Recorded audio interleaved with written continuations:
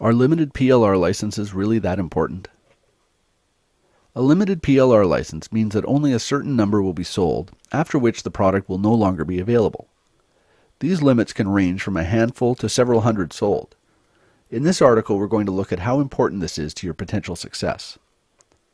The biggest advantage a limited license offers is the fact that you know how much competition you could potentially have. If there are only 100 licenses being offered, that's the absolute maximum number of other people who could be using the same content.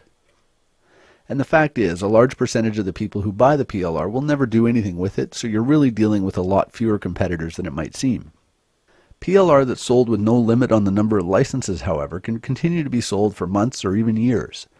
Provided you're one of the early buyers, this may not be that big of a problem, but if you come across it after any number of other marketers could have already picked it up and used it in various ways, it can impact your results. Typically, the more expensive the PLR package is, the more important it is to have a limited number of licenses. The reason for this is the percentage of buyers who will actually turn around and implement it is much higher when they're paying more for the rights, especially if they're in the hundreds or even thousands of dollars. In that case, the fewer licenses offered, the better.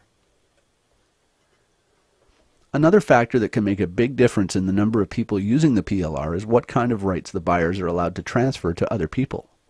If you buy a PLR package that lets you pass along resale or master resale rights, you could potentially have many more people selling it even though they don't technically have full private label rights.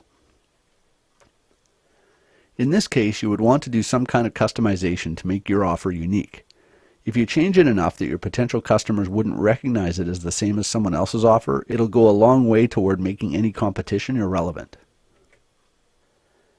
In general, if you have a choice between a limited number of licenses or an unlimited number, the limited license is the better choice.